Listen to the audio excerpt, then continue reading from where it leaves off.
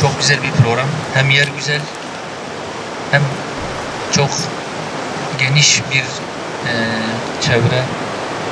Gençler, yaşlılar, muhtarlar, imamlar, seydalar, büyüklerimiz.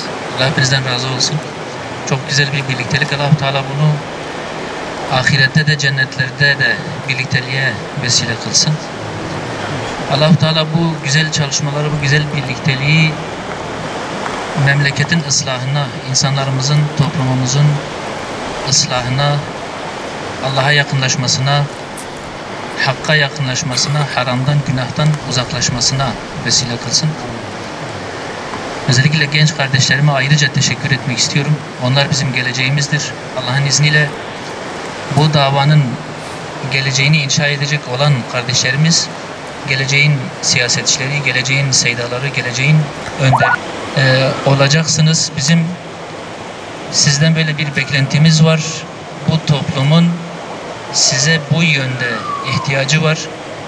Dolayısıyla sizin kendinizi buna göre hazırlamanız, kendinizi geliştirmeniz, okumanız, bu davaya sahiplik etmeniz, bu davayı sırtlanmanız, yeri geldiğinde onun için bedel ödemeniz, çalışmanız, her türlü fedakarlığı yapmanız gerekir. Şimdiden sizin buna göre bir çizgi, bir yaşam tarzını belirlemeniz gerekiyor.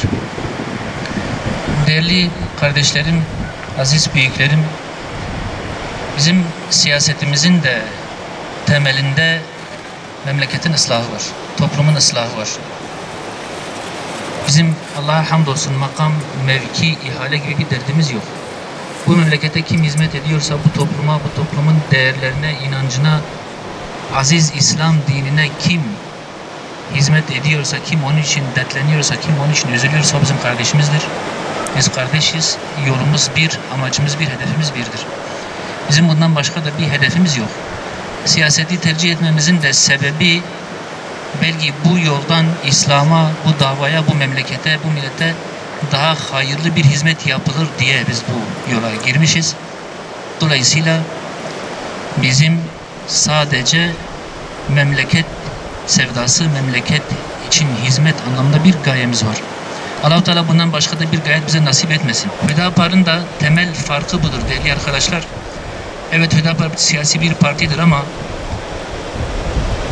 memleketi kalkındırmak, toplumu Allah'a yakınlaştırmak, toplumdaki olumsuzlukları, günahı, haramı, çirkinliği ortadan kaldırmak, birliği, beraberliği, kardeşliği tesis etmek, fitne, fesat, kargaşa, kaos, çatışma ve bunların önüne geçmek için kurulan bir partidir. Bizim hedefimiz bu. Ama en önemli hedef İlâ-i Kelimetullah'tır. Allah Teala'nın davasını aziz kılmaktır. Bu toplumu Allah'a yakınlaştırmaktır. Bu toplumu canavarlaşan, insanları Allah'tan uzaklaştırmaya çalışan yapıların elinden kurtarmak içindir. Asıl amacımız bu. Hüdapar'a siyasi bir parti gözüyle bakmamamız gerekiyor. Siz de evet belki Hüdapar üyesi olabilirsiniz, gönüllüsü olabilirsiniz, bunun için mücadele eden insanlar olabilirsiniz ama bak, ben Hüdapar'ın genel sekreteri ve bir milletvekili olarak söylüyorum, asla kendinize siyasetçi gözüyle bakmayın. Biz bu toplumu ıslah eden hizmetçileriz. Biz bu toplumu, çocuklarımızı, gençlerimizi eğitmeye çalışan mürebbileriz. Bizim kendimize böyle bakmamız lazım. Siz medyadan da dikkat ediyorsanız, Türkiye'de gerçekten siyaset iflas etmiş. Siyaset diye bir şey kalmamış.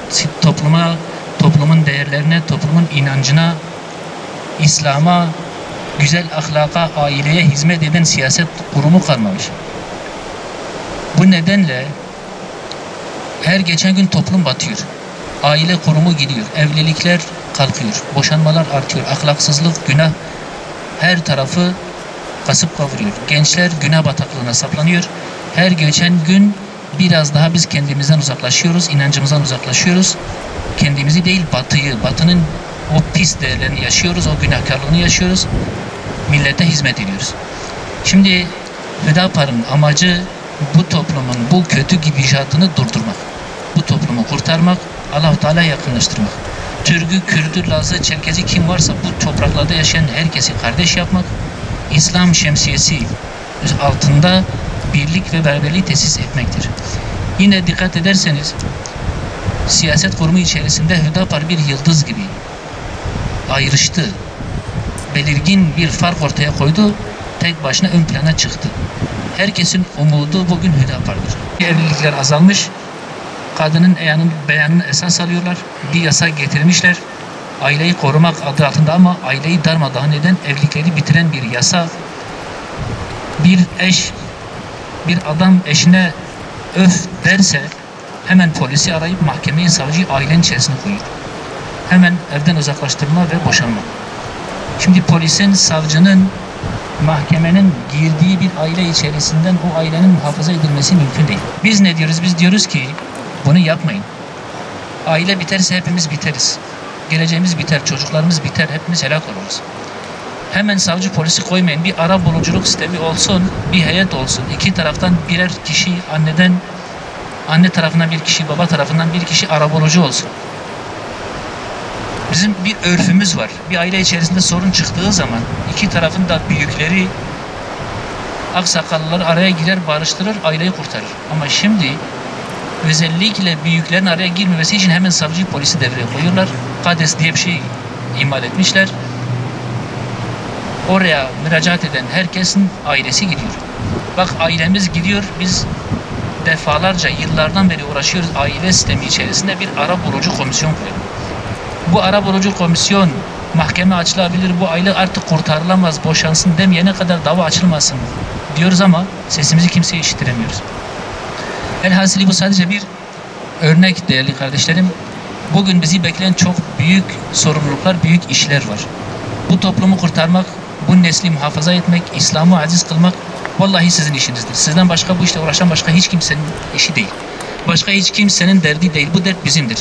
Bununla dertlenen, bunu kendisine dert edinen, amaç edinen hiç kimse yok. Eğer bizler bu topluma sahip çıkmazsa başka birileri sahip çıkıp idare edecek. Ve o zaman bizim şikayet hakkımız kalmayacak. Gelin bu milletin öz bağrından hakiki, manevi, medeni değerlerinden çıkmış bu oluşumu hep birlikte daha ileriye taşıyalım Allah'ın izniyle. Bu topluma karşı da bir mesuliyetimiz var.